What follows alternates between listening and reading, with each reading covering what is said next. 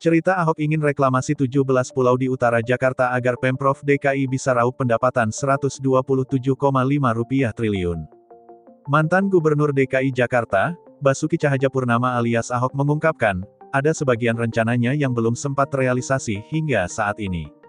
Salah satunya adalah rencana untuk mereklamasi 17 pulau buatan di utara Jakarta. Ahok mengatakan, rencana membuat 17 pulau buatan ini akan menjawab banyak pertanyaan dan keluhan yang dirasakan oleh warga Jakarta.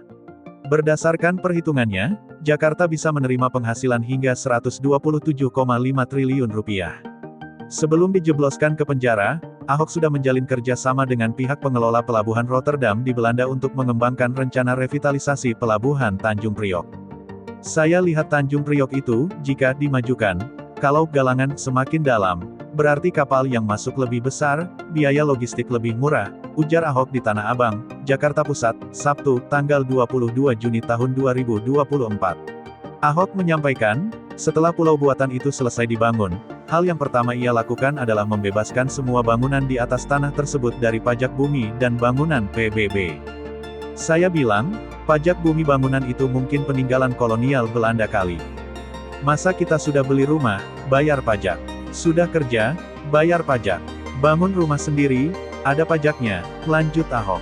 Namun, rencana Ahok diprotes dan dipertanyakan oleh para pejabat di kantor wali kota.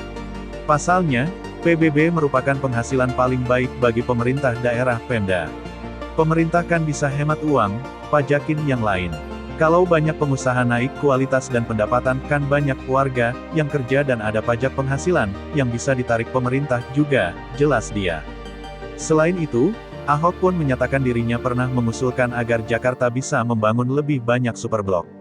Misalnya, kawasan di Gandaria City dan Taman Anggrek. Untuk mengeksekusi rencana ini, Ahok mengatakan ia akan mendekati masyarakat yang tinggal di gang-gang sempit. Jika warga bersedia menyerahkan tanahnya, pemerintah akan memberikan apartemen dengan total luas 300 meter persegi. Jika satu unit apartemen berukuran 60 meter persegi, artinya warga akan diberikan 6 unit apartemen. Warga pun akan diberikan hak milik untuk apartemen tersebut. Menurut Ahok, jika hal ini bisa terlaksana, banyak masalah yang bisa diselesaikan.